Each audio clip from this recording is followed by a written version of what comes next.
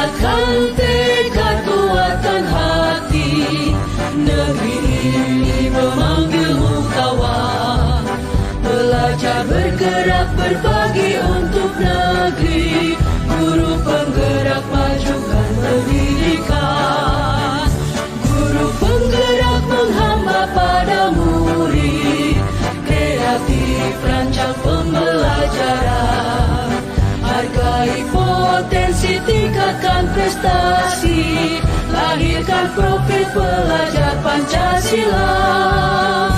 Belajar bergerak berbagi untuk negeri, kita menjalin kolaborasi. Belajar bergerak berbagi untuk negeri, demi bakti pada Ibu Pertiwi.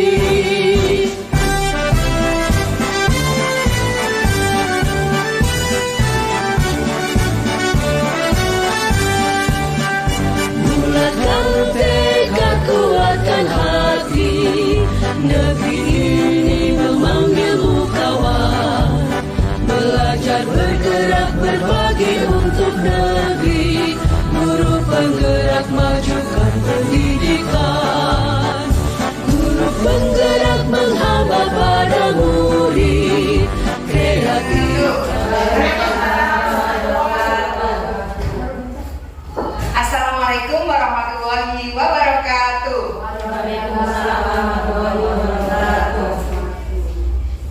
Selamat datang Bapak dan Ibu guru hebat. Hari ini saya Maya Damayanti, calon guru penggerak angkatan 7 Kabupaten Pemalang dari SDN Negeri 2 Wanarjan, akan memberikan sosialisasi budaya positif untuk aksi nyata modul 1.4, berbagi aksi nyata pengalaman penerapan budaya positif.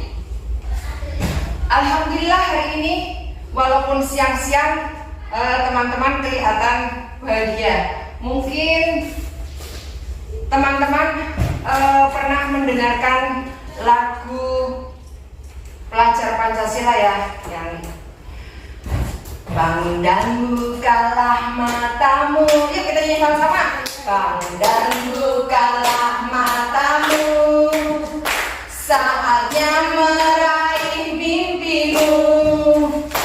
Arahkan pandangan ke depan, Tuhan akan menuntunmu.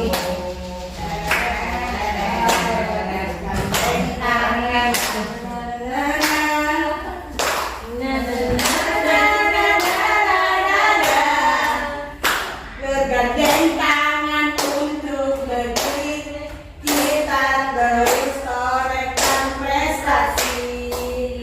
Arahkan pandangan ke depan, saatnya meraih mimpimu.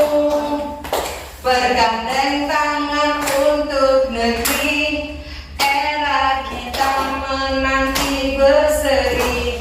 Nah, ini loh bapak-bapak dan ibu. Maaf tidak ada bapak-bapaknya ya. Dari lagu tadi ada satu kalimat liriknya yang menyatakan bahwa era kita sudah berganti. Apakah betul era kita sudah berganti? Ya, Sudah. Ya. Di sini kan semuanya kan ibu-ibu guru ya. Jadi kita sudah tahu pasti bahwa era berganti dari kurikulum 13 akan menuju ke kurikulum merdeka. Iya, era kita berganti, maka dari itu kita juga harus berubah, mengadakan perubahan ke arah yang lebih baik. Tidak hanya begitu-begitu saja atau jalan di tempat, tetapi kita juga harus membuka mata, arahkan pandangan ke depan, biarkan Tuhan menuntun kita untuk meraih kebahagiaan tertinggi. Yeay! Iya. Yang pertama dari perubahan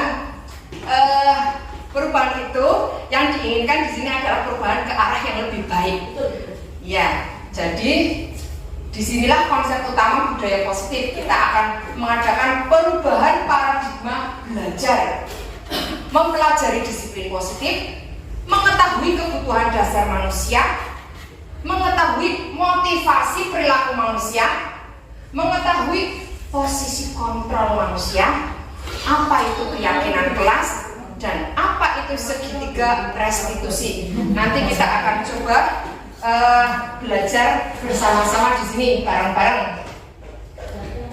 Di era yang baru tadi seperti lagu Pelajar Pancasila, bahwa kita eranya sudah berubah, tidak seperti dulu lagi, maka kita juga harus mempelajari pembelajaran dengan paradigma baru.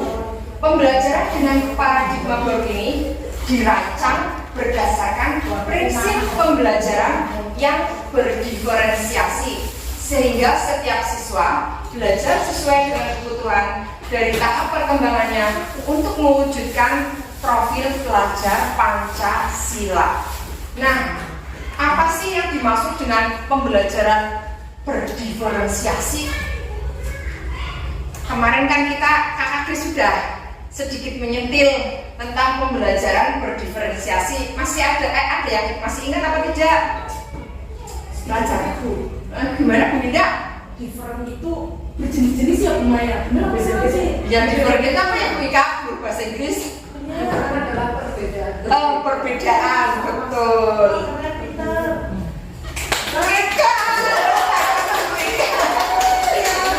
Ya betul, daripada itu memang berbeda, berjenis-jenis. Bagaimana lagi Bu Dinda? Gimana ya Bu Maya? Bisa dijelaskan Bu Maya? Apa Bu Maya? Pembelajaran yang berdiferensiasi itu memang kita memberikan pembelajaran di kelas itu berjenis-jenis atau berbeda-beda sesuai dengan karakteristik peserta didik yang kita hadapi. Yang namanya anak di kelas kan bermacam-macam ya. Mungkin ada yang suka nari, ada yang suka bicara terus, ada yang suka nulis, mungkin ada yang suka melihat Bu Guru Novi yang cantik. Ya biasanya ada murid yang sukanya belajar sambil memandang gurunya. Pernah ada yang seperti itu, katanya kalau gurunya nggak cantik nggak semangat untuk belajar ya. Itu anak saya seperti itu. Mudah-mudahan di sini juga ada yang begitu, karena di sini gurunya cantik ya, langsing cantik semlohai ya. Nah, bagaimana sih kita di kelas orang yang macam-macam, masa pembelajarannya harus bermacam-macam? Kira-kira bisa nggak Bu Indah? Bisa Bu Maya. Bisa ya? Ya bisa saja. Mungkin kalau muridnya memang terlalu banyak, kita bisa mengelompokkan anak-anak berdasarkan karakternya yang sama, lalu memberikan pembelajarannya pelajaran yang sama, tetapi caranya yang berbeda-beda. Sekarang ini kan kita dibolehkan untuk membawa gadget ke kelas, ya, bisa HP, atau kalau HP terlalu riskan, kita bisa membawa laptop atau LCD proyektor. Namun kalau LCD proyektor itu kan berarti semuanya melihat, jadi kalau kelompok-kelompok ada baiknya kita menggunakan laptop. Nah, kalau anak yang suka belajar dengan mendengarkan, mungkin suka kita perdengarkan lewat audio. Anak yang suka pembelajarannya dengan video atau sesuatu yang bergerak, gambar yang berwarna-warni, kita perlihatkan video pembelajaran lewat laptop. Kemudian yang sukanya nulis, ya sudah, kita beri tugas kepada mereka untuk menulis atau merangkum. Kalau yang sukanya lari-lari bagaimana? Bagaimana Bu Indah kira-kira? Gimana BK? Kalau lari-lari gurunya ini paling seneng lari-lari ini. Iya.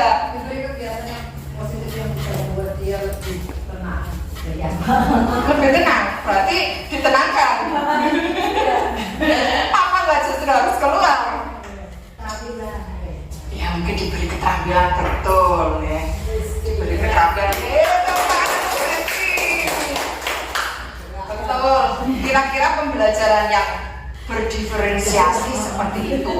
Atau begini Bu, saya pernah mendapat informasi dari seorang teman yang belajar di Jepang bahwa di sana ada sebuah sekolah yang muridnya sedikit, pembelajarannya terserah muridnya.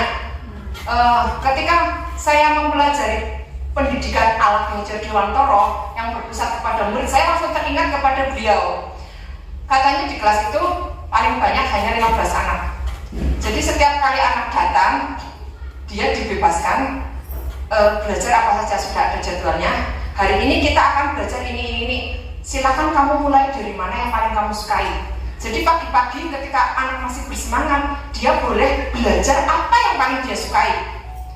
Langsung misalnya kalau yang sukanya sains, mau membuat percobaan, dia langsung mojok. Hari itu apa sih IPA-nya? Oh, IPA-nya tentang perubahan air dari wujud benda cair menjadi gas. Nanti dia langsung ke kompor yang ada di pojokan. Memang kalau di Jepang memang sudah canggih ya, ada hal semacam itu. Jadi dia langsung mojok. Kalau yang sukanya naik-naik pohon juga dia dibolehkan keluar belajar di atas pohon, boleh. Nah, untuk membuat hal semacam ini sebenarnya kita bisa, apalagi di sini banyak pohon ya Bu. Mungkin dibolehkan anak-anak, atau mungkin di sekolah diberi tangkringan juga bisa. Ya barangkali ada anak-anak yang merasa dirinya burung, mungkin boleh naik di atas. Baik, kita kembali ke budaya positif.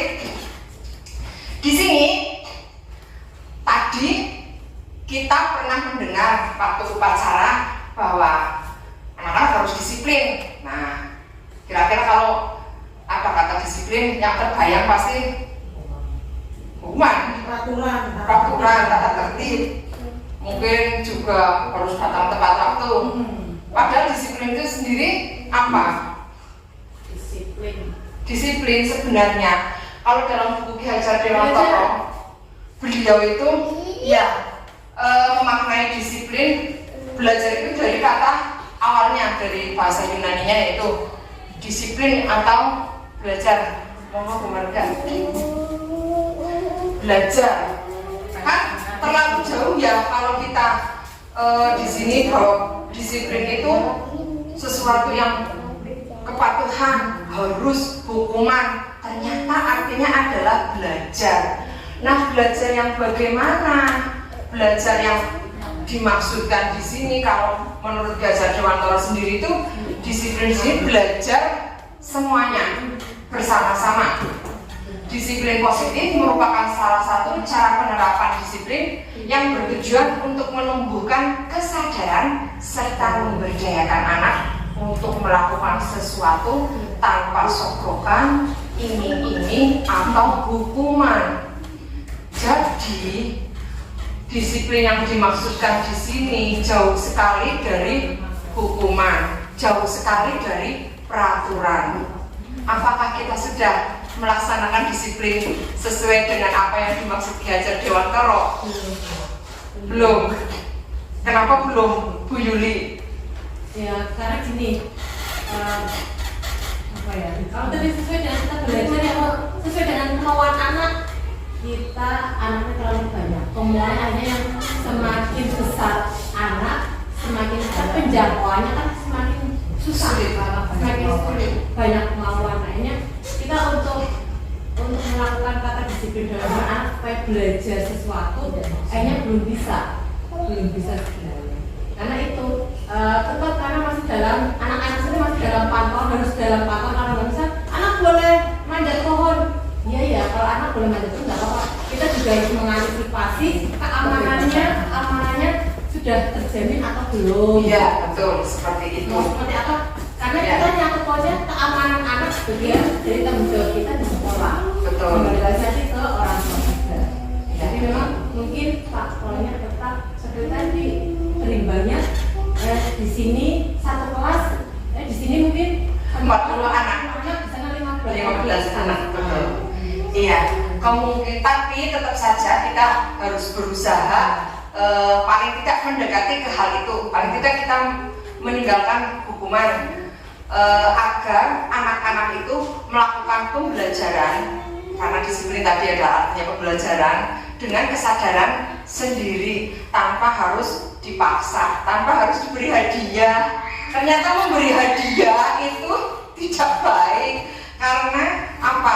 Akibatnya itu hanya jangka pendek. Misalnya hari ini ada pembelajaran di kelas, kemudian guru atau saya lah ya, misalnya saya memberi tugas, anak-anak siapa yang bisa mengerjakan 5 soal ini nanti akan guru beri hadiah Rp10.000, kan bisa untuk jajan macam-macam tuh. 10.000 bisa beli es 5 kali kalau di sini. Nah, akhirnya anak-anak berlomba untuk segera menyelesaikan tugas cepet-cepetan. Begitu, ternyata Nirwana pertama, jadi dia dapat uang 10.000. Udah, besoknya lagi begitu. Bu Maya memberikan hadiah, siapa yang paling cepat nanti akan dapat lato-lato ajaib. Misalnya, ternyata ada anak yang mengerjakan matematika soal HOTS dalam waktu 5 menit, langsung dan benar diberi lato-lato ajaib. Kemudian besoknya Bu Maya kesiangan, datang ke sekolah lupa tidak membawa hadiah, masuk ke kelas menginginkan anak mengerjakan tugas secepatnya dan semuanya mengerjakan, tapi ternyata anak-anak tidak mengindahkan Bu Maya karena Bu Maya tidak membawa hadiah. Nah, akhirnya seperti itu. Hal semacam ini tidak diinginkan untuk disiplin positif. Maka dari itu, sebagai seorang pendidik, tujuan kita menciptakan disiplin diri sehingga anak-anak bisa berperilaku yang mengacu pada nilai-nilai kebajikan universal dan memiliki motivasi intrinsik, bukan motivasi internal. Mendapat hadiah itu kan berarti sesuatu dari luar mendapat hadiah, bukan karena anak-anak ikhlas atau merasa ingin pinter, memang merasa ingin mengerjakan secepatnya. Tidak ada motivasi dari dalam diri anak itu, tetapi karena motivasi hadiah. Demikian itu. Maka apa sih motivasi perilaku manusia itu? Nah, motivasi itu kan alasan ya, alasan orang melakukan sesuatu. Misalnya hari ini teman-teman ada di sini, motivasinya apa? Mungkin bermacam-macam. Kira-kira motivasinya apa, Mbak Sika? Oh iya, kalau Bu Ika menambah ilmu luar biasa, wajar Ika, iya. Lalu Bu Ida di sini motivasinya? Sama Bu, untuk mengingatkan kembali apa namanya yang sudah dipelajari, jadi iya. menguatkan Bu Maya. Betul, luar biasa sekali memang Bu Ida pembelajar. Oh iya, pembelajar sepanjang zaman. Kalau Bu Paras mungkin dari tadi dengar motivasinya kira-kira di sini bagaimana ya? Siap. Oh dia makan siap, ya luar biasa. Ini contoh motivasi dari gimana ya? Ada yang saya. Tapi bagus juga, realistis, jujur. Nah ini kan juga budi pekerti ya, jujur. Sambil menjelaskan kebajikan. Iya betul, kebajikan yang universal juga ini ya.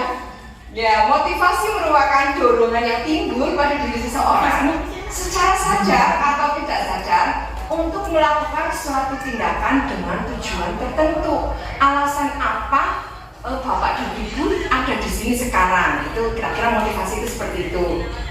Nah, dalam buku Gajar Dewantoro ini, motivasi perilaku manusia itu sudah diringkas atau ada 3, yaitu menghindari ketidaknyamanan dan hukuman, mendapatkan imbalan dari orang lain atau penghargaan. Kemudian yang ketiga, menghargai nilai-nilai kebajikan diri sendiri. Nah ini yang tadi ada penghargaan, kemudian ada ketidaknyamanan. Menghindari ketidaknyamanan, maksudnya apa sih? Menghindari hukuman. Motivasi orang melakukan sesuatu, oh mungkin karena tadi Bu Maya ngancem. Mungkin kalau maksudnya itu menghindari ketidaknyamanan atau hukuman. Murid melakukan suatu tindakan karena tidak ingin dihukum. Mungkin Bu Ika ada di sini. Tadi Bu Maya sempat ngancam, awas kau Wika, kalau nggak kesini kamu nanti besok tidak dapat honor misalnya. Nah itu kira-kira dihukum tidak dapat honor, kira-kira seperti itu ya, menghindari hukuman. Atau misalnya kalau kamu tidak datang ke sini, nanti kamu akan dikucilkan. Nah kalau anak-anak itu biasanya seperti itu. Iya betul, teman-temannya. Kalau kamu tidak ikut study tour, tidak mau bayar, nanti kamu tidak menjadi kelompokku. Kamu tidak akan kutemani kalau istirahat. Kira-kira benar-benar seperti itu biasanya ya. Nah ini adalah motivasi eksternal ya, dari luar, yang datang dari luar. Karena hal-hal sesuatu yang temannya pengaruhi, motivasi eksternal. Kemudian mendapatkan imbalan dari orang lain atau penghargaan. Murid melakukan tindakan karena ingin mendapatkan suatu imbalan, seperti yang Bu Maya tadi contohkan. Muridnya Bu Maya itu tadi waktu Bu Maya mengiming-imingi uang 10.000 atau lato-lato ajaib. Anak-anak mempunyai motivasi yang tinggi untuk mengerjakan tugas. Namun setelah Bu Maya tidak membawa hadiah, langsung ngobrol aja, disuruh mengerjakan tugas, hanya ngobrol. Jadi motivasi eksternal yang ini, hukuman dan penghargaan atau hadiah, itu sifatnya hanya sementara. Ternyata saya selama ini salah. Saya selama ini sering anak-anak yang nilainya paling tinggi, nanti kalau pembagian rapot diberi hadiah, ternyata salah. Ya, untung saya mengetahui hal ini. Jadi kesalahan coba saya perbaiki. Mungkin yang terbaik adalah motivasinya yang ketiga ini, menghargai nilai-nilai kebajikan diri sendiri. Murid melakukan disiplin karena sadar akan disiplin dirinya. Karena saya memang merasa harus kalau mengerjakan tugas nanti saya pintar. Mengerjakan tugas saya mematuhi apa yang dinasihatkan orang tua. Kira-kira seperti itu. Jadi motivasi perilaku manusia ini ada 3. Eksternal, ekstrinsik, dan intrinsik. Yang lebih baik mungkin yang mana yang ketiga? Yang pertama, kedua, apa ketiga? Yang ketiga ya Bu Maya. Yang ketiga, iya. Karena tanpa diberi iming-iming atau sogokan, tanpa pengaruh dari teman, dia akan melakukan apapun yang menjadi kepercayaan dirinya atau keyakinan dirinya bahwa itu adalah kebajikan yang baik, sesuatu yang harus dilakukan. Kira-kira seperti itu. Kemudian konsep disiplin dengan identitas yang gagal tadi, karena motivasi hukuman dan motivasi penghargaan. Penghargaan di sini maksudnya hadiah ya. Di sini dijelaskan bahwa kalau hukuman itu biasanya akan menyakitkan, kemudian tidak nyaman, murid takut, merasa dipaksa, murid menjadi rendah diri, murid menyembunyikan kesalahan. Hal ini mungkin contohnya seperti ini. Ada satu anak di kelas Bu Maya yang suka datang terlambat. Dia sering sekali terlambat. Kemudian akhirnya Bu Maya tidak kesabaran, marah. Memang kan Bu Maya kelihatannya suka marah ya. Jadi langsung saja sebutlah anak ini Rendika. Kemudian karena terlalu sering, bahkan seminggu itu terlambat bisa sampai 5 kali. Akhirnya suatu saat jam 8:30 dia baru datang, ketok-ketok pintu. Saking sudah gemes sekali Bu Maya, bilang pada Rendika, sini. Gimana sih kamu? Kamu pagi aja nggak bisa. Memangnya nggak ada yang bangunin. Padahal Bu Maya tahu bahwa Rendika itu pagi-pagi orang tuanya sudah nggak ada semua. Semuanya udah pergi ke pasar atau pergi ke jalan. Sedangkan Rendika memang sendirian di rumah. Sudah menyetel alarm, tapi karena namanya anak-anak, ya susah untuk bangun pagi. Rendikanya hanya terdiam, karena sudah berkali-kali Bu Maya tanya dan jawabannya sama. Akhirnya sudah Rendika, karena ini seminggu ini kamu sudah 7 kali, 6 kali terlambat. Kamu tak hukum, sana lari. Dihukum lari keliling halaman sampai 10 kali. Kira-kira Rendikanya sakit apa dia rasanya? Sakitnya tuh di sini. Terus toko-toko terlambat, diganyangi, dimarahin, disuruh lari. Ya, jadi mungkin dia nanti akan merasa tidak berguna. Kenapa aku nggak bisa bangun pagi? Intinya seperti itu. Kemudian kalau penghargaan, hal ini memang tidak efektif. Tidak efektifnya kalau kita tidak mempunyai hadiah lagi untuk diberikan. Akhirnya murid-murid tidak akan mau melakukan apa yang ditugaskan. Ya. Oke, kayaknya sudah mulai itu ya. Mari kita senam-senam sedikit. Yuk kita senam-senam dulu biar semangat lagi. Yang ngantuk-ngantuk. Iya, ini ada senam ice breaking apa ini? Sebentar. Kamu berdiri dulu, berdiri.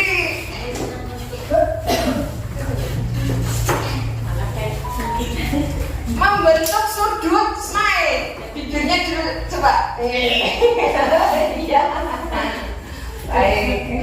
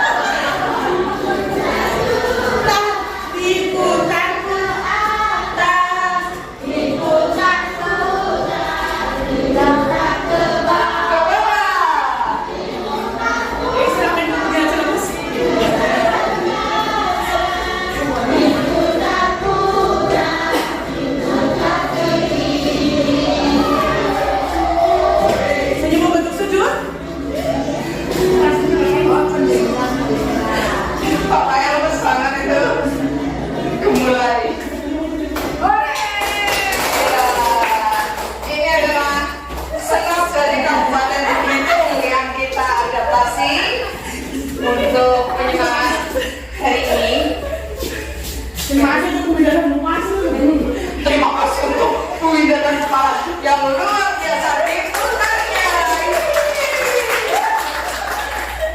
Terima kasih Bu Indah. Sadar. Lagi. Diapain dia? Temanin yuk.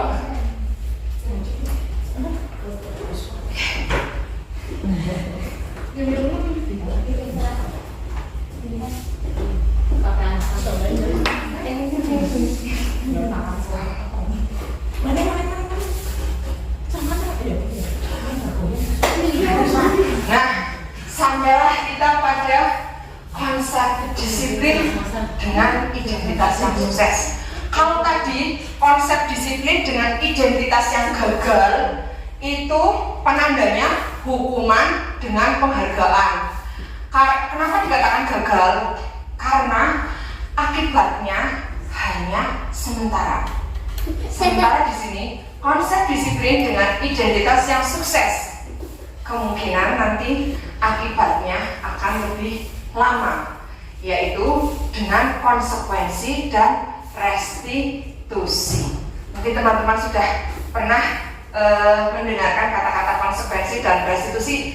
Kata-kata restitusi sekarang sedang hit antara konsekuensi dan restitusi. Apa sih persamaan atau perbedaannya? Konsekuensi penguatannya masih jangka pendek, perlu memonitoring secara berkelanjutan. Karena konsekuensi itu mirip dengan hukuman, walaupun tidak seberat hukuman. Stimulus responnya, ada stimulus dan ada respon. Murid akan menghormati peraturan, kehilangan waktu untuk merenungi kesalahan karena dia melakukan konsekuensi dari perbuatan yang mungkin dinilai tidak benar. Untuk restitusi, konsepnya murid akan bertanggung jawab untuk perilakunya. Akan ada fokus pada pemecahan masalah jangka panjang. Murid menghormati dirinya dan orang lain.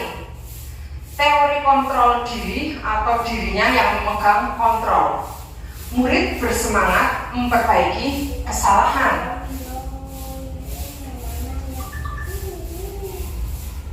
Nah, sebenarnya apa sih restitusi itu? Kok katanya sedang hit sekarang, Bu Maya? Konsep disiplin dengan pendekatan restitusi, sebuah cara menanamkan disiplin positif pada murid. Sebenarnya terus terang, saya sendiri baru tahu kata restitusi setelah mengikuti diklat juru penggerak. Bahkan waktu saya tanya pada hasilnya, yang memberitahu juga sama. Saya juga baru mendengar kata restitusi setelah jadi hasil. Oh begitu, jadi ini memang sesuatu yang baru bagi kita. Walaupun sebenarnya kata-kata ini sudah adalah di buku, sudah ada sejak tahun 1990-an. Maksudnya kalau di bukunya tadi, maaf saya lupa dan tidak memberikan di sini. Restitusi adalah proses penciptaan kondisi bagi murid untuk memperbaiki kesalahan mereka, sehingga mereka bisa kembali kepada kelompok mereka dengan karakter yang lebih kuat. Ciri-cirinya bukan menebus kesalahan, tetapi memperbaiki kesalahan, memperbaiki hubungan berupa tawaran, bukan suatu paksaan, menuntun untuk melihat ke dalam diri, mencari kebutuhan dasar yang mendasari tindakan yang dirasa kurang benar, fokus pada karakter, serta menguatkan dan fokus pada solusi. Jadi kira-kira sudah paham belum tentang restitusi? Jujur aja deh, nggak apa-apa. Menebus kesalahan, tapi memperbaiki kesalahan. Misal contohnya tadi, maaf ya, anak yang terlambat nih, kan ditanya, cuma ditanya, tidak banyak gini. Ketika anak mau memperbaiki kesalahan, otomatis ada umpan balik dari kita sebagai guru kan? Umpan balik dari kita sebagai guru supaya anak punya disiplin atau belajar dari kesalahan itu terus memperbaiki diri itu. Misalnya seperti apa gitu? Memperbaikinya seperti apa? Nah ini memang ada caranya sih. Ada segitiga restitusi. Nanti kita sampai ke situ. Jadi kira-kira restitusi itu memang tidak hanya sekedar menebus kesalahan. Ya memang sih ada penebusan kesalahan kalau ada yang memang harus ditebus. Tetapi di sini menitik beratkannya kepada memperbaiki, dan itu timbul dari dalam diri anak sendiri, bukan karena saya beri pemantik atau apa, itu enggak, tapi anak-anak nanti mengakui, oh oh ya ternyata itu tidak sesuai dengan keyakinan saya Bu ya. Terus besok kita lambat. Ya, kalau biasanya kalau sudah dari dalam diri ya enggak lah. Ya kan Bu Rizky. Sadar sih, makin berkat kesadaran itu anak supaya Iya. oh iya saya salah, saya besok tidak akan mengulangi itu yang bagaimana? Iya. Usahanya mungkin dari anak akan lebih keras. Ya itu maksud gimana? Bagaimana? Ya itu dari dalam diri anak sendiri. Ya tapi kita coba lihat ya Bu. Kita coba lihat. Kalau dari waktu salah satu itu dulu terlambat.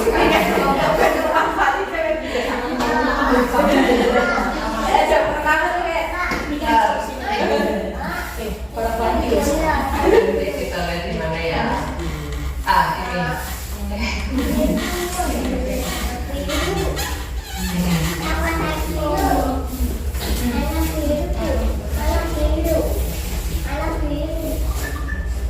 Nah, untuk kita memahami restitusi ini diberi semacam bantuan, yaitu ada segitiga restitusi.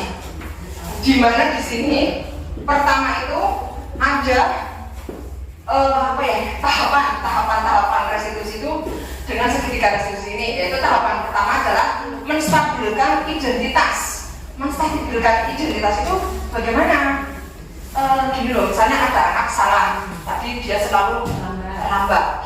Nah, karena sudah sampai 5 kali dalam seminggu, akhirnya Bu Maya memanggil Rendika ke tempat yang aman.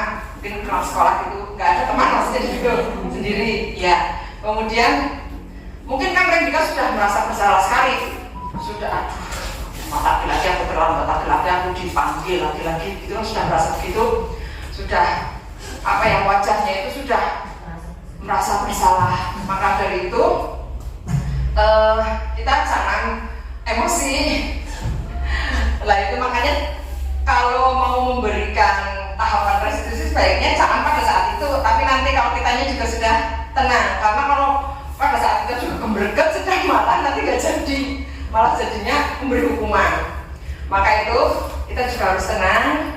Yang mau diberi restitusi juga, walaupun kalau dia merasa emosi, merasa bersalah, marah dan sebagainya, kita coba stabilkan. Bagaimana caranya?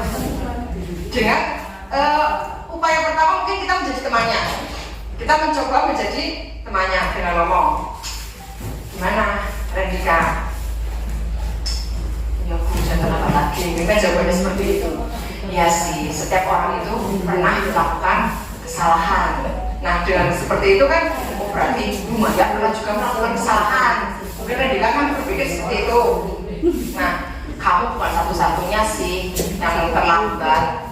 Mungkin ada teman lain yang melakukan kesalahan. Bu Maya juga pernah melakukan kesalahan yang sama. Tapi gimana caranya? Nah, lalu ditanya alasannya, tanyakan alasannya dengan memvalidasi tindakan yang salah. Maksudnya memvalidasi tindakan salah bukan membenarkan tindakan yang salah sih, tetapi kita lihat alasan apa.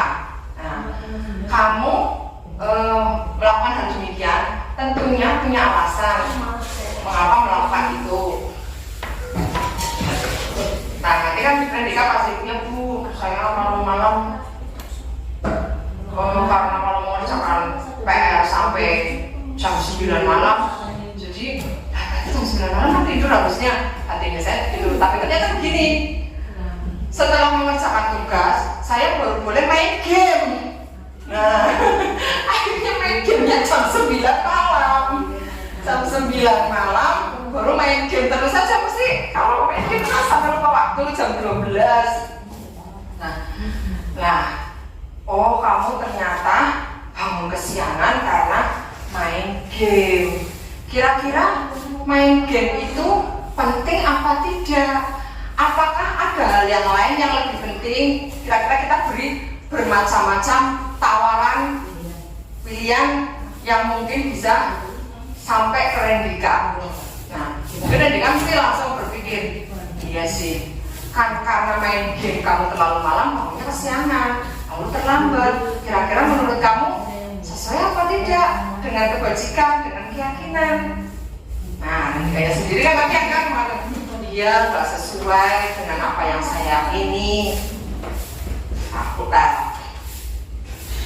Maka kita kembalikan lagi. Sebelumnya kan kita sudah mengadakan kesepakatan dan keyakinan kelas. Nah, nanti dikembalikan ke situ. Nah, ingatkan Rendika apa yang ada di kelas yang telah kita buat bersama-sama, yaitu tentang keyakinan kelas. Kira-kira kalau seperti itu bagaimana? Nanti otomatis Rendikanya kemarin sih mengakui kesalahan langsung. Iya, saya begitu. Nah, terus apa yang akan kamu lakukan? Kalau menurut kamu ini salah, apa yang akan apakah ada yang perlu diperbaiki? Iya Bu, nanti saya mau minta tolong tetangga untuk membangunkan atau teman untuk ngampiri, kayak gitu, ngampiri biar tidak terlambat. Nah itu. Kemudian kalau masih ada, mungkin ada lagi yang mau kamu lakukan. Mungkin ada, dan nanti akan mencoba berbuat baik apa saja. Menurut Rendikanya sih untuk menebus kesalahan. Tetapi itu sebenarnya apa ya? Sesuatu intrinsik dari dalam Rendika sendiri yang akhirnya muncul tanpa kita paksa atau kita pengaruhi. Nah intinya restitusi itu seperti itu. Kita pertama mendekati, mencoba sebagai teman, kita meyakinkan, dan itu bukan merupakan hal yang salah besar. Jadi nanti Rendika setelah omong-omongan dengan kita, dia bisa kembali kepada teman-temannya lagi tanpa ada beban, tetap plong. Ya nanti saya besok tidak akan terlambat lagi. Saya besok main gamenya mungkin siang-siang atau hari Minggu, kira-kira seperti itu. Yang diharapkan, mudah-mudahan sih benar. Kira-kira seperti itu. Yang diharapkan, tapi insya Allah seperti itu karena saya juga sudah melakukannya. Dan ini masih dalam proses, benar apa tidak? Ya, karena masalah kita kan ya berangkat terlambat, tidak mengerjakan PR, berbicara kasar biasanya, sering saling memanggil nama orang tua. Kalau memanggil nama orang tua sebenarnya sih kalau di Eropa mungkin malah menghormati ya, karena memang panggilannya kan lebih hormat dengan orang tua. Tapi kalau di sini di Indonesia terutama Banjar itu adalah bajor, apa ya, kurang ajar. Bajor, iya, bajor tidak boleh. Mbak bajor. Bajor apa sih itu? Bajor. Ya kira-kira seperti itu. Nah, mungkin tadi setelah kita memahami restitusi, kemudian bertanya-tanya, apa sih bedanya kayaknya pada boy, kayaknya sama aja itu restitusi sama konsekuensi, bedanya di mana? Nah, ini ada contoh kasus siswa tidak mengerjakan PR. Kalau hukuman, gurunya langsung memberi hukuman, tidak mengerjakan PR langsung dihukum. Kalau zamannya saya dulu tidak mengerjakan PR suruh berdiri di kakinya saya diangkat atau bawa ember, ada airnya. Nah ini kira-kira hukuman seperti itu. Kira-kira kalau kita berdiri di depan kelas membawa ember berisi air sambil begini, jengkel apa enggak? Kalau anak sekarang jengkel sekali itu. Udah masuk disuruh. Mungkin airnya digebyurkan atau disiramkan ya langsung. Iya, kalau zaman dulu kita pasrah saja disuruh seperti itu. Saya juga pernah sih karena lupa, betul-betul lupa. Tapi tidak suruh bawa ember, hanya berdiri di depan kelas. Setelah itu diberi soal, bisa mengerjakan baru boleh duduk. Nah, biasanya kan hukuman pasti gurunya marah, muridnya sebenarnya dalam hati yang marah, tapi yang ditambahkan adalah ketakutan. Biasanya begitu karena dihukum. Sedangkan kalau konsekuensi, walaupun bu guru apa ya tidak sesadis untuk hukuman, tapi tetap saja sih merasa dihukum. Ya karena kamu tidak mengerjakan PR, kamu ngerjain ini, menulis bahasa Jawa ini, tulisan Jawa ini sampai 3 kali atau 10 kali di buku buku bahasa Jawa, biasanya seperti itu. Saya pernah memberi hukuman seperti itu. Maksud saya itu sih sebenarnya biar sekalian anaknya belajar, tapi itu ternyata juga salah. Guru tegas dan siswa menghormati guru, tapi kemungkinan ini hanya untuk jangka pendek. Sedangkan kalau restitusi, guru itu seperti memberikan keyakinan pada siswa. Guru percaya pada anak itu bahwa anak itu bisa memperbaiki diri. Besok dia tidak akan mengulangi lagi. Ya, jadi guru seperti membantu anak menyelesaikan masalah, tetapi itu datang dari diri anak sendiri, bukan karena kita memaksa atau kita mempengaruhi, bukan, tapi dari diri anak sendiri. Guru terbuka dan siswa menghormati dirinya dan orang lain. Intinya antara konsekuensi dengan restitusi, walaupun kelihatannya hampir sama, kalau di konsekuensi siswa hanya menghormati guru, tetapi dalam restitusi kemungkinan siswa juga akan menghargai dirinya sendiri. Nah, ini yang penting, karena dengan menghargai diri sendiri pasti juga akan menghargai orang lain. Gimana Bu? Ya, kita kembali di kelas. Jadi seperti Aldi Bu Yuli. Jadi seperti apa? Coba sebentar. Itu saja Bu Yuli disuruh membuat keributan sampai di depan kelas. Nggak boleh. Ya. Jadi gini, itu pengalaman pribadi dan nyata. Jadi anak di perawatan ya, solusinya kemarin itu ambil jadi ketika kita membuat mereka sibuk dengan kegiatan, oke, dia sibuk, tapi tipikalnya ternyata dia udah bosan. Akhirnya setelah itu dibilang kan dia ngapain lagi, berusaha saya dan diikuti lain.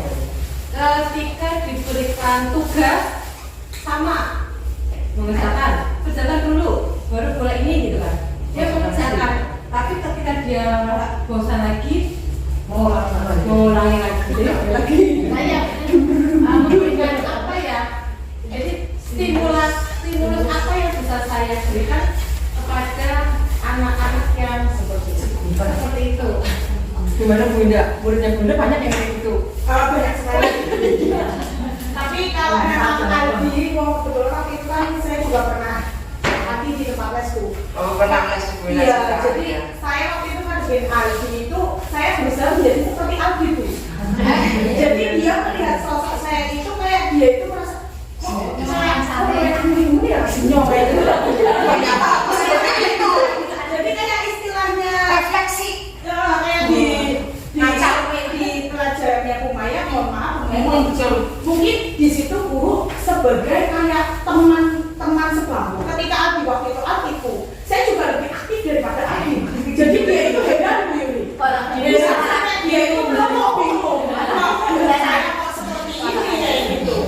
Jadi memang kalau di kelas saya Kumaya, ya sedasar saja. Memang anak kelas 4 ini sangat luar biasa aktif sekali. Betul. Jadi saya itu memang setiap pagi harus membuat mereka itu aktif dulu. Baru kalau mereka sudah aktif, mereka sudah fokus, mereka bisa ikut pelajaran dan memang puas. Capek Bu, muter-muter. Ya. Karena kalau tidak muter Bu, ibu mereka yang mendatangi saya. Jadi itu kasusnya seperti itu Bu Yuli mungkin. Sama mendatangi Bu Yuli membuat keributan. Memang di kasusnya Bu Yuli, mungkin kalau saya jadi Bu Yuli, saya juga merasa tidak sanggup Bu. Karena 40 anak. Kalau di saya 29 anak. Waktu saya ngadepin, itu siapa namanya Bu? Aldi pun satu ngadepin Aldi. Itu setengah jam. Sedangkan kita kadang maaf, kita harus menyelesaikan materi, kita harus menyelesaikan satu anak, 2 anak, 3 anak ini, kita akhirnya katakan dengan materinya. Terkadang maaf, ada anak-anak yang memang serius, pengen betul. Ada anak-anak pengennya serius dengan pelajaran, ketika kita mengurusi anak-anak ini, anak yang lain akhirnya terpengaruh juga kan? Ya, Terpengaruh, maksudnya terpengaruh. Iya. Satu, tapi nilai setitik. Tapi pasti ada caranya Bu. Iya. Mungkin apa ya, membuat capek dulu. Aldi dibuat dibuat penuh semangat. dibuat capek dan itu sangat dia tertidur. Mendengarkan pelajaran dia tertidur. Baru 8 masih banyak ibadah asal udah pendel tertidur. Iya, memang betul. Nanti kalau berarti tidur sudah, jadi kan dia sudah heran. Yang capek. Kadang kan yang saya inginkan materi yang saya sampaikan juga inginnya kan masuk Semuanya tersampaikan. Dia juga menyerap ilmu yang saya sampaikan. Jadi paling tidak ketika ada ujian dan sebagainya kan dia bisa mengerjakan gitu. Tapi bisa mengerjakan kan Bu? Alhamdulillah Bu. Berarti luar biasa ini mirip.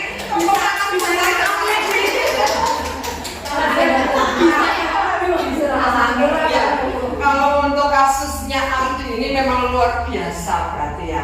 Kalau saya belum pernah menghadapi Aldi, tapi berdasarkan cerita dari teman-teman itu memang luar biasa. Kira-kira harus dibuat sampai dulu ya Bu Indah? Iya, mesti harus apa ya?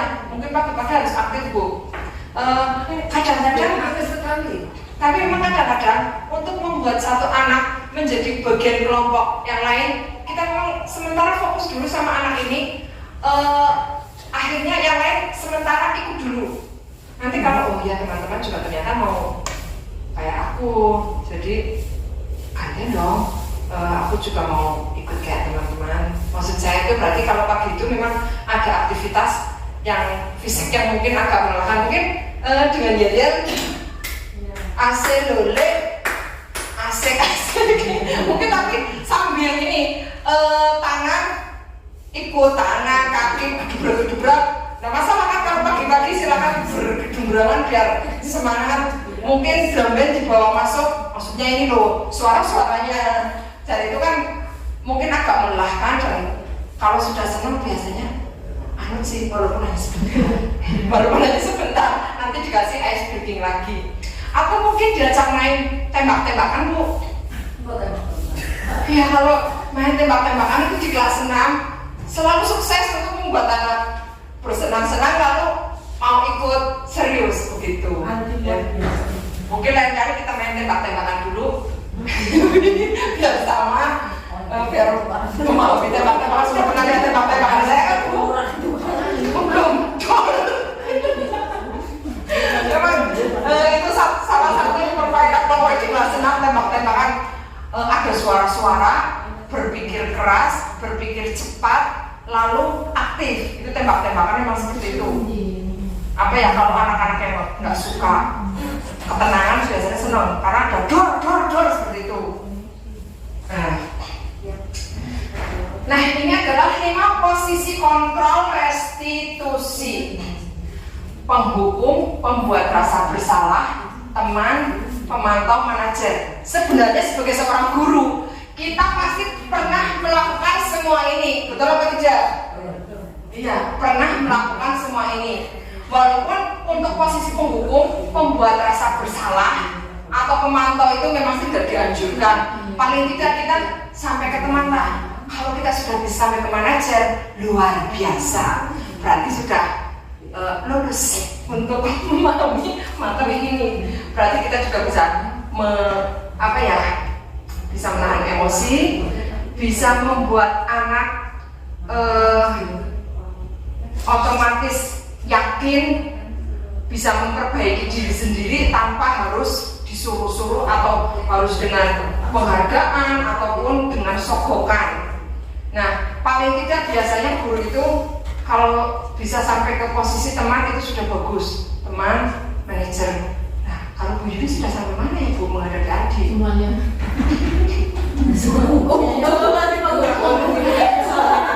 Masih di penghukum. Mbak manajer kayaknya sabar. Iya. Kayaknya itu manajer ya.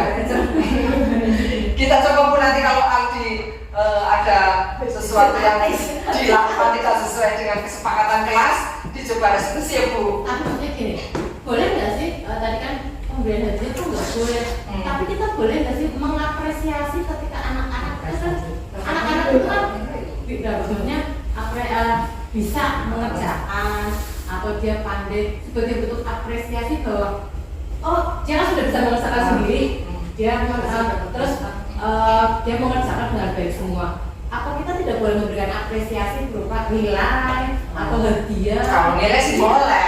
Iya, terus kan hadiah kan paling tidak kan dia penghargaan gini. Apa itu tidak boleh sebuah penghargaan kepada anak yang kasar berprestasi semangat. Saya pernah menanyakan hal yang sama. Ya jangan nggak boleh Bu.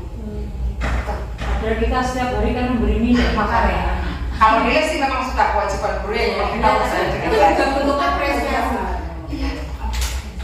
Nah, bagaimana kejuaraan yang mendapatkan piala? Kejuaraan kan beda lagi. Itu Ya kan apresiasi seorang anak kompetisi. itu kan kompetisi, bukan pembelajaran. Karena di sini kan kita belajar itu apa ya, saling bekerja sama, memberi kayak gitu. Jadi sebaiknya tidak memberi apa ya, kasarannya sokokan, gampangannya itu. Benar untuk oleh kita dan Tapi mungkin menurut Bu Wina bagaimana? Ya kayak gitu maksudnya. Saya pernah menanyakan tapi jawabannya seperti itu. Ya, Memberi hadiah. memberi hadiah. Terusnya ketika kita juara kelas itu memberikan hadiah. Enggak cuma juara kelas sih, maksudnya hal-hal yang terjadi pada saat KBM. Kita tidak ini ya, kita tidak misalnya kan anak mengerjakan soal nih, tapi tidak menginginkan siapa yang cepat dia dapat, siapa yang kamu hebat, Bu Yuli kasih hadiah ya, misalnya seperti itu. Karena tidak hanya spontanitas, tapi dipertahankan ya hadiah gitu misalnya. Itu sebenarnya ada kaitannya gini Bu, kan masalahnya penghargaan. Nah, dalam konsep penghargaan sendiri itu, penghargaan adalah menghukum. Bu Yuli pernah mendengar bahwa penghargaan itu menghukum. Maksudnya gini, kalau ada satu anak yang diberi penghargaan, nanti anak lain yang merasa seharusnya saya bisa tetapi tidak diberi penghargaan akan merasa terhukum. Itu ada, maksudnya ada perasaan seperti itu, dan benar sih Bu seperti itu. Kalau misalnya di kelas ya Bu, di kelas kita ngasih hadiah kepada 10 besar. Nanti kalau anak-anak tahu yang diberi hadiah hanya 10 besar, anak-anak yang sudah merasa nggak bakalan bisa ke 10 besar, sudah nggak bakalan mau usaha apa-apa, sudah merasa terhukum selamanya. Dan bahkan Bu, kadang-kadang kalau kita memberikan penghargaan, memberi hadiah nih pada juara pertama, dia sebenarnya juga merasa terhukum. Kesenangannya hanya sementara, hanya pada saat itu. Besok dia ketakutan, barangkali nggak dapat hadiah lagi. Pemahaman saya tentang penghargaan yang menghukum itu seperti itu. Ya, karena saya pernah membaca buku yang seperti itu. Ada seorang penulis yang mendapatkan hadiah bestseller ya, seperti Nobelnya untuk penulis buku. Setelah itu justru setelah dia dielulukan, diviralkan, bukunya jadi film, dia tidak bisa menelurkan buku lagi, tidak bisa menulis buku lagi, nggak punya pendapatan lagi. Karena itu tadi mungkin dia merasa terlena dengan itu dan merasa terbebani. Nah, itu adalah penghargaan yang menghukum, kira-kira seperti itu. Nah, ini contoh penerapan 5 posisi kontrol. 5 posisi kontrol tadi ya, menghukum teman, membuat merasa bersalah, memantau. Ciri-cirinya ada kata-kata semacam ini. Kalau ada kata-kata semacam ini, berarti jenengan di situ. Misalnya, patuhi aturan sekolah, lalu berdiri di depan barisan. Udah, berarti jenengan adalah seorang penghukum. Kemudian kalau misalnya, berapa kali sih Bu Maya sudah memberitahu kamu, Bu Maya sangat kecewa dengan apa yang kamu lakukan.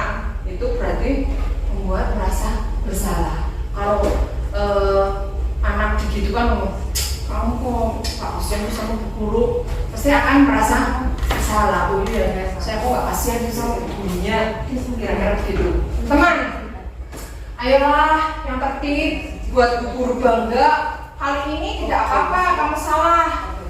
Nah, kira-kira seperti itu. Atau pura-puranya jadi teman.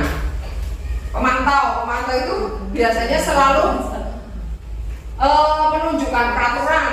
Kamu sudah melanggar peraturan, kamu tahu kan konsekuensinya, akhirnya ke penghukum juga. Sedangkan kalau manajer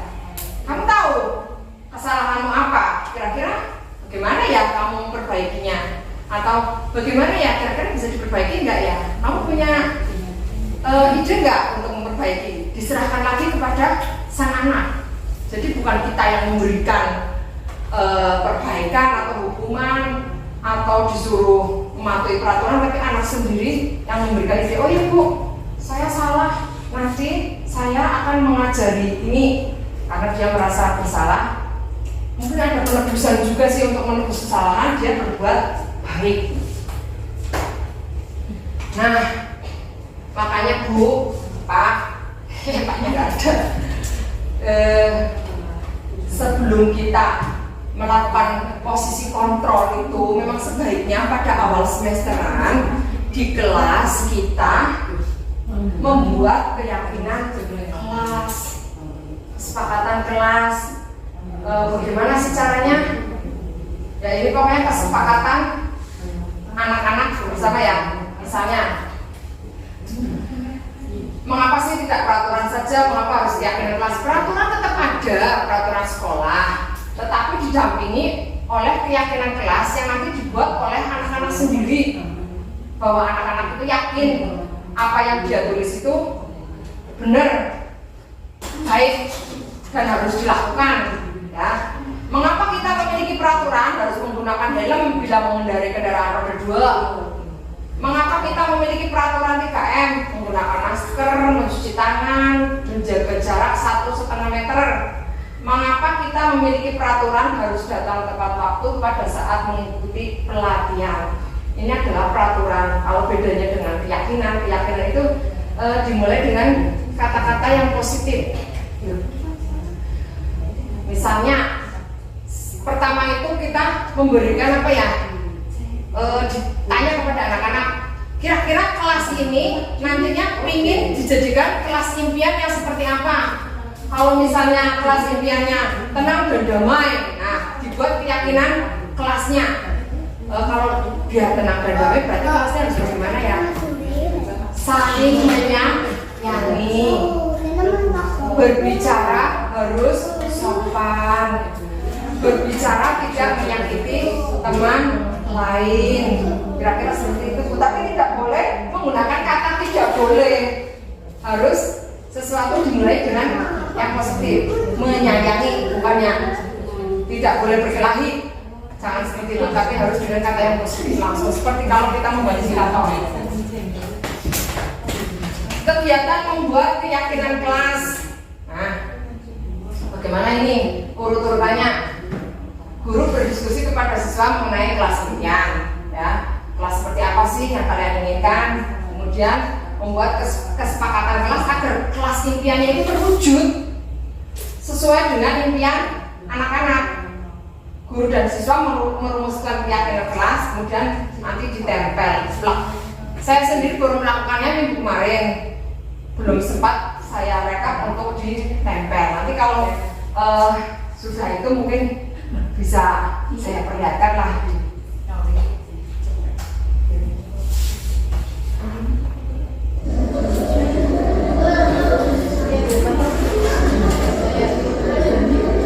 Ini kemarin proses untuk membuat keyakinan kelas. Anak-anak dibagi kertas untuk ditempel.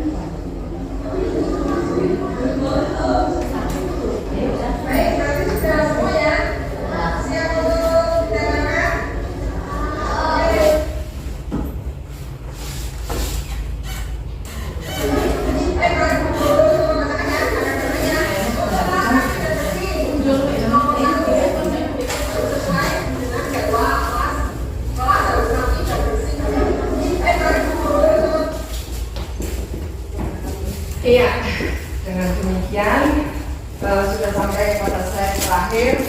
Ini adalah restitusi yang sudah saya lakukan kepada Rendika dan Azidan. Rendika yang selalu datang terlambat dan Azidan tidak mengerjakan PR minggu itu sampai 3 kali.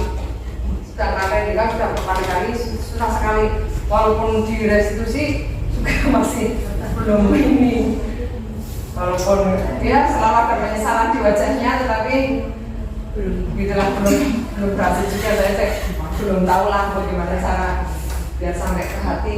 Ya, saya kan berusaha berusaha saya lakukan, dan mudah-mudahan nanti ada perubahan yang signifikan. Kira-kira demikian Bapak Ibu guru hebat. Saya mohon maaf apabila ada tutur kata saya yang salah ataupun menyakiti perasaan Bapak dan Ibu. Non sewu sudah membuat ngantuk dan sudah membuat capek mungkin. Alhamdulillah sudah bisa dilakukan dengan lancar. Akhirul kata, mari kita mengucapkan alhamdulillah bersama-sama. Alhamdulillah. Amin. Assalamualaikum warahmatullahi wabarakatuh. Waalaikumsalam warahmatullahi wabarakatuh. Lahirkan profil pelajar Pancasila, belajar bergerak berbagi